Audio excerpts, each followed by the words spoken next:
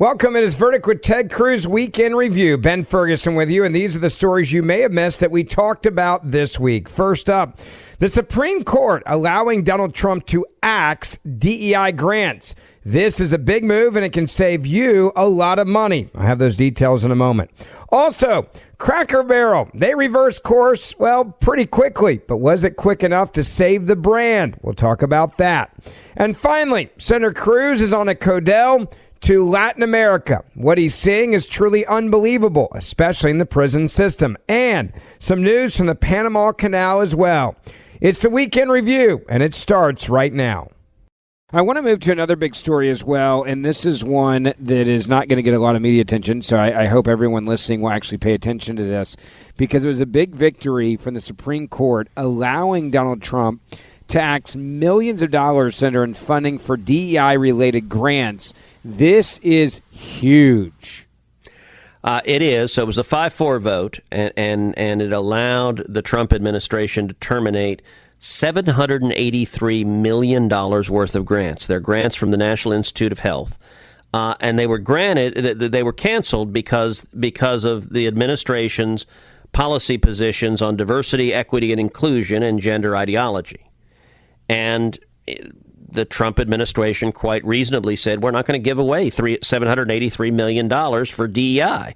And these were awards that were studying all sorts of ideological objectives, and in many instances these are awards that were granted because of the researcher's race. They made that a criterion.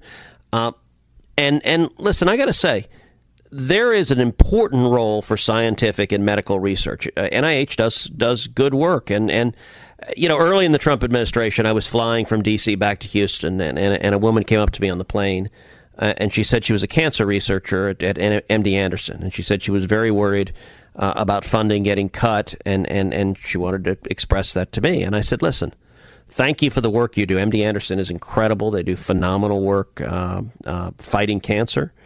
And I said, everyone, or at least everyone with any sense, agrees that we ought to be doing cancer research. And part of the reason, a big part of the reason, you want to scrutinize and you want to cut out wasteful expenditures, things like funding, transgender education in Guatemala, which was one of the USAID grants that the administration canceled, is so that you can spend the money where it actually should be spent. And so $783 million in NIH grants is not actually going to disease and curing disease and helping people who are suffering, but instead are granted based on ideology. That is an absolute waste, and it is wrong. But I got to tell you, the ruling from the court was only 5-4. It was very narrow, and it had a bit of a complicated lineup. So 4 justices dissented. The 4 who dissented were Chief Justice Roberts, Justice Sotomayor, Justice Kagan, and Justice Jackson. So you had the Chief Justice plus the 4 liberals. Now you had 4 conservatives, Justice Thomas, Justice Alito, Justice Gorsuch, and Justice Kavanaugh, who would have granted the Trump administration's request entirely. And so what happened was plaintiffs had their grants canceled. They went and filed a lawsuit in Massachusetts because, of course, in this lawfare, that they deliberately seek out left-wing judges at extreme left-wing jurisdictions. And so Massachusetts and San Francisco have been incredibly popular places for left-wing attorneys general and radical groups to file lawsuits. And what the district judge did is 2 things. Number one, vacated the guidance that the Trump administration had issued saying they were not going to give funding to DEI. And then secondly, the district court ordered the Trump administration give the $783 million to these grant recipients. That went up on appeal to the Court of Appeals, and the Court of Appeals agreed with the district court and again ordered the Trump administration give the money. Now, it went to the U.S. Supreme Court, and the Supreme Court 5-4 said no, you do not have to give the money. So the $783 million, the Trump administration is holding on to it. And the deciding vote on this was Justice Amy Coney Barrett, who voted with the liberals on part of the case and the conservatives on part of the case. So she voted with the conservatives on you don't have to give the money. And the basis for it, by the way, is what the 5 justices said, is the lawsuit was filed in the wrong place. That the lawsuit should have been filed in the Court of Federal Claims, which is where, if you have a breach of contract case against the federal government, if you have a contract and they broke it, under federal law, the place to bring that case is the Court of Federal Claims. It's a specialized court that exists to adjudicate breach of contract cases against the government. They did not bring this in the Court of Federal Claims. They brought it just in an ordinary federal district court. So 5-4, the court said, wrong court, they don't have jurisdiction to decide this, so they don't have to give the money. Now, Justice Barrett sided with the liberals in refusing to reverse the district courts vacating the guidance on DEI. So the guidance on DEI is currently blocked, although that lawsuit will continue, so it's not necessarily permanently blocked. And she declined to have the Supreme Court reverse that decision. And so this was, at the end of the day, this really should have been 9-0. But I'm glad it was at least 5-4 the right way, because that means that this money doesn't have to go out the door. Yeah, it's certainly big that it didn't have to go out the door. Moving forward, does this also have some sort of precedent that the president will be harassed maybe a little bit less? Or do you think Democrats say, we'll harass no matter what, we'll argue wherever we can, a liberal court we can find, and that will at least slow him down? Yeah, look, the Democrats are going to keep trying, and the left-wing activist groups are going to keep trying. This is their next generation of lawfare. Just like before, when they indicted him 4 times, that was an effort to use the courts, to use law enforcement to stop President Trump, but also to stop the voters from reelecting him. They failed in that. This is now their effort, and it is relentless. Every day of the Trump presidency, he's going to be sued. The administration is going to be sued. I will say the Supreme Court, we talked about this in an earlier podcast, it has made important steps to rein in the abuse of nationwide or so-called universal injunctions. That was important. And this decision is important. And I will say Justice Gorsuch, joined by Justice Kavanaugh, wrote a concurring opinion that was significant. Here's what Justice Gorsuch said, quote, "Lower court decisions may sometimes disagree with this court's decision, but they are never free to defy them. In Department of Education versus California, this court granted a stay because it found the government likely to prevail in showing that the district court lacked jurisdiction to order the government to pay grant obligations. The California decision explained that, quote, suits based on any express or implied contract with the United States do not belong in district court under the Administrative Procedure Act, but in the Court of Federal Claims under the Tucker Act.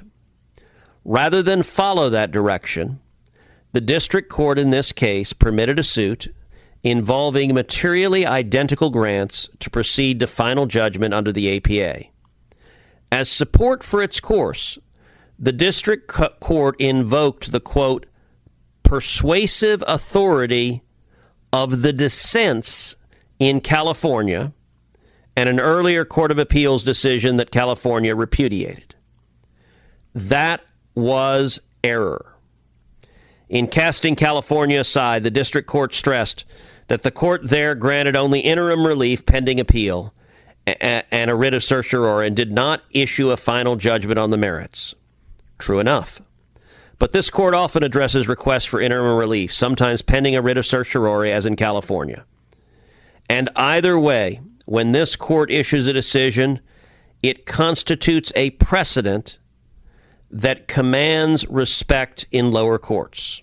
He went on to say, quote, if the district court's failure to abide by California were a one-off, perhaps it would not be worth writing to address it.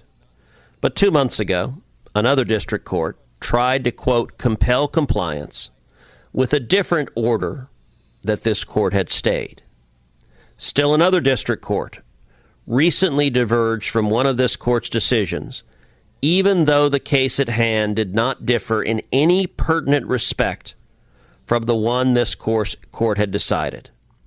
So now this is the third time in a matter of weeks this court has had to intercede in a case squarely controlled by one of its precedents. all these interventions should have been unnecessary. But together, they underscore a basic tenet of our judicial system. Whatever their own views, judges are duty-bound to respect the hierarchy of the federal court system created by the Constitution and Congress. Look, this highlights a pattern we're seeing of lawless district judges, that is Justice Gorsuch and Kavanaugh lay out, 3 in just 3 weeks, that have defied the Supreme Court of the United States, said, we don't care what the court said. And, it was striking. Look, I'm reading from a Supreme Court opinion, and some of that sounds like legalese. But I'll tell you, one of the most amazing things that Justice Gorsuch described the district court did is it said it found persuasive the dissents in the California decision. Well, a dissent, by definition, means you lost. You did not get the majority. The majority issues the opinion. A dissent is someone who disagrees with the opinion. And the way precedent works, the way our judicial system works, is a decision that it issues from the Supreme Court is a precedent that all of the district courts and all of the courts of appeals are bound to follow. So if you are citing a dissent, you are saying right on the front of it, I don't care what the majority held. I agree with the dissenters. No lower court judge has the authority to do that. That is the definition of lawlessness. And it is why these plaintiffs are seeking out radicals on the bench who they know will be lawless. Now, if you want to hear the rest of this conversation, you can go back and listen to the full podcast from earlier this week. Now on to story number 2. Yeah, well, look, we saw an illustration of this with Cracker Barrel. Cracker Barrel is a terrific institution, particularly in the South, and their woke leadership decided that everything the company was built on they didn't like, and in particular, they didn't like their customers. Their customers they thought were not nearly as enlightened as they should be. They were not nearly as woke as they should be. And the whole thing was very reminiscent of Bud Light. Bud Light, you had a marketing executive who said, the people who buy Bud Light, we don't like them. We need to have, a bunch of woke transgender activists drinking our beer instead. It was reminiscent of what happened with Target, where they decided to market to market to transgender toddlers and do it prominently, pushing bathing suits for 2-year-old boys to tuck their genitals to hide them away to pretend they're not boys. That was Target thinking this is really what America wants, because, if you're the parent of a 2-year-old, clearly you want your son to believe he's a daughter when he's 2. This is a phenomenon of business leaders who buy into an ideology that is wildly unpopular and ultimately directly antithetical to their customers. And so Cracker Barrel had a logo of, an old guy sitting on a chair next to a giant barrel, and they decided, okay, let's get rid of the cracker, let's get rid of the barrel, let's get rid of it all. And we'll just have anodyne words because we're really embarrassed that we're for anything nostalgic, anything that is Americana. And the pushback has been phenomenal. Their stock prices tanked, just like Bud Light, just like Target. And just today they announced, never mind. Okay, yeah, this has not worked well. The beatings are really hurting, so we're going to stop. But it is striking that it took the reaction of the market for them to figure it out. I want to say, though, it is a great, great victory for common sense that Cracker Barrel finally gave in and said, you know what, we're going to stop being woke because we'd like to actually have 1 or 2 customers when this is all said and done. Yeah, I think the frustration of conservatives now voting with our dollars, and that is what ultimately this came down to at Cracker Barrel. This was a bunch of Americans that said, okay, you despise us, you despise who we are as a customer base. You're basically telling us you don't want us anymore. Watch this. And that is exactly how they got to this point very quickly. And look, I also think when you have people like you and the president who are willing to speak out on this and say, you guys are being stupid, they realize how quickly others are like, yeah, us too. Like, we're going to say that we think this is ridiculous. And we're starting to finally, I think, see the pendulum swing back the other way, which is really, really cool. was gratified because yesterday President Trump publicly called out Cracker Barrel and said, look, you need to just go back to your old logo. Like, give this up, end the rebranding, and accept that you were wrong. And I'll tell you, I jumped in on Twitter. I retweeted him. I said, this is absolutely right. And the two of us were very vocal saying, go back to where you were. And 24 hours later, they did so. That was gratifying. It's not always that people listen. They listen to common sense. In this case, they did. And it's worth noting, it isn't just in the last week that people noticed that what Cracker Barrel was doing was nuts. Almost a year ago, November of last year, a big investor in Cracker Barrel, a guy named Sardar Biglari, he owns approximately 5% of the restaurant chain stock. He wrote to his fellow shareholders that the Cracker Barrel transformation was a, quote, mistake of misguided executives falling into a textbook trap of overspending on cosmetic remodeling. And he continued, the day Cracker Barrel opened, it was already old. Its theme derived from the 1920s.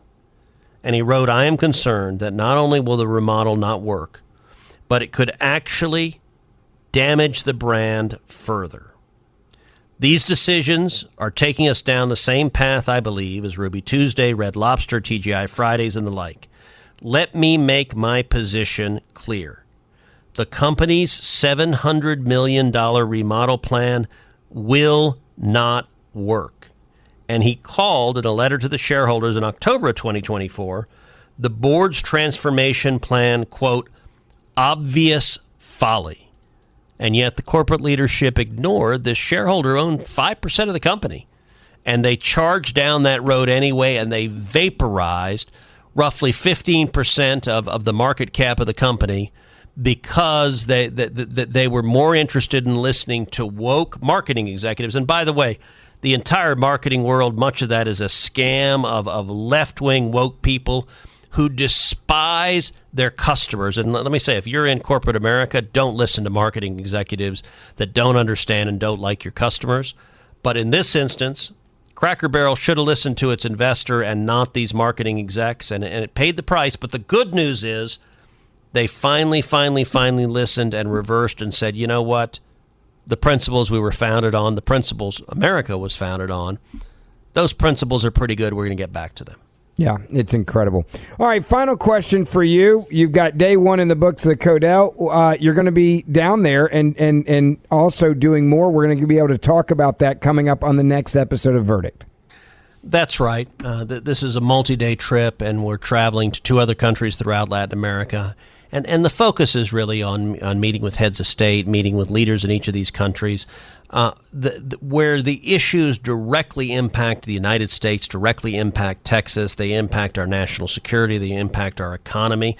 By the way, I had dinner tonight with the economy minister here in El Salvador. They're very focused on American investment, on energy, on technology, on pharmaceuticals, on creating jobs. And by the way, to give a sense of how much these changes matter, I'm going to give you 2 stats to wrap up with. The Justice Minister told me they've had over 10,000 applications for people who want to be police officers. Suddenly people are eager to be police officers because it's making a difference, because they're making their community safe. Previously, when the gangs were running the country, they had in 1 year over 300 police officers murdered. Being a police officer was literally taking your life and your family's life in danger. Now people are lining up to be police officers because they see the difference. But here's something else. It used to be that the people of El Salvador were fleeing this country because, look, you were risking being murdered. Your kids were risking being murdered. You wanted to get out. Now we are seeing reverse migration. There are roughly 6 million Salvadorans in El Salvador. There are about 3 million Salvadorans in the United States. President Bukele told me roughly half of those Salvadorans in America, about 1.5 million, have said they want to come back to El Salvador. They're seeing reverse migration because suddenly people are saying, wait, I fled my country because I was terrified for my safety and my family. Now the country's safe. I want to come back. I love the beach and the mountains and the people and the culture. That is changing this country, and it ought to be an encouragement to any other leader, to any mayor, to anyone facing crime and challenges, when you fix these problems, it doesn't just keep people safe, which it does, but it has economic benefits. It literally transforms your community. That's inspirational, and as I said, this is the beginning of a multi-day trip throughout Latin America. So in 2 days, we'll report on the rest of the trip. As before, if you want to hear the rest of this conversation on this topic, you can go back and download the podcast from earlier this week to hear the entire thing. I want to get back to the big story, number 3 of the week, you may have missed. All right, Senator, you're on this go down Latin America. One of the other parts of your trip involved going to the Panama Canal and seeing some different things, including a lot that deals with China now. It's been a big concern. Talk about that. Yeah, so I spent a day and a half in Panama.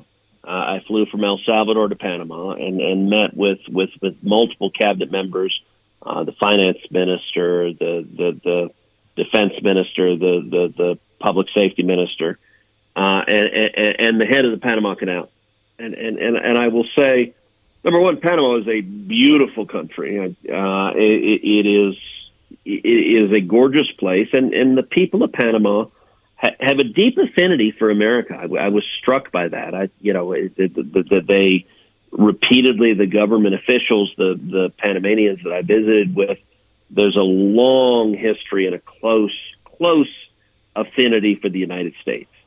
The Panama Canal is amazing. So I went out on a boat and went to the outer parts of the Panama Canal, and then I went to one of the locks, and I saw one of the Panamax, like the super tankers coming through, and then also saw a little sailboat coming through, and then a kind of medium-sized container ship coming through. It is amazing. It is very cool. Number one, just how the Panama Canal operates. Like you see the Panamax, the super tanker, the container ship, is the largest size possible to fit through the Panama Canal. And it's built for that size. I mean, it is literally this massive ship that is going through these locks, and these locks have concrete on the side, and it's built so the sides of the ship are within 2 feet of the concrete walls on both sides. Like, it's that big. And what happens, so we were on the Pacific end of the canal, and a ship comes in, and each of the locks has to lower the ship 27 feet. So it comes into the locks, and it's interesting. For the big tanker, they connect steel cables to the tanker, and they have locomotives on both sides to help keep the ship right in the center. You've got only 2 feet of clearance on both sides, so it'd be really easy for it to smack into the side of the canal. And it is in the lock, and then it takes about 8 to 10 minutes for the water to drain and for it to lower 27 feet. And it's lowering 27 feet, and it goes to the next lock, and it lowers another, I believe it's 27 feet. All told, it's about 81 feet that it has to rise to get to the height of the lake in the interior, and then it has to lower to get to the Atlantic Ocean and the Pacific Ocean. And both the Atlantic and Pacific are about the same distance. To lower the water 27 feet takes 8 to 10 minutes. And so the water goes down, and then the giant gates open. It was amazing to watch the technology. I saw the old control room. I saw the control room where the lock is being operated. The old control room. So the Panama Canal was built in 1914. The United States built it. And we lost thousands and thousands of lives building it. It's an incredible engineering marvel. So the old control room had these brass GE equipment. You saw the old GE, General Electric, and they built one of the first early computers to help operate the locks. It's amazing. Now it's all computerized and high tech. So the old brass controls of each lock that gives you the water height, and it was literally it almost looked like something Captain Nemo would have in terms of the 1914 levers and switches to operate the canal that's still preserved there. When I went out on the boat, one of the things I saw, Ben, is right at the entrance, the Pacific entrance of the canal, there is a gigantic port, that is owned and controlled by communist China. And it's right there. And they have cranes. They're right there in a position. There is also, China is building a bridge across the canal. It is a bridge for cars. They were awarded the contract to build the bridge. China is also, there's a Chinese company that is digging a tunnel under the canal for a metro train. And so I saw where the metro was going to go. I saw the bridge being built, and it's all right there at the mouth of the canal. And I went, the purpose of my visit was to meet with the Panamanian government and say, look, China cannot have control of this canal. It is too important to the United States, to our national security, to our economic security. As you know, I'm the chairman of the Senate Commerce Committee. The Commerce Committee has jurisdiction over the Panama Canal.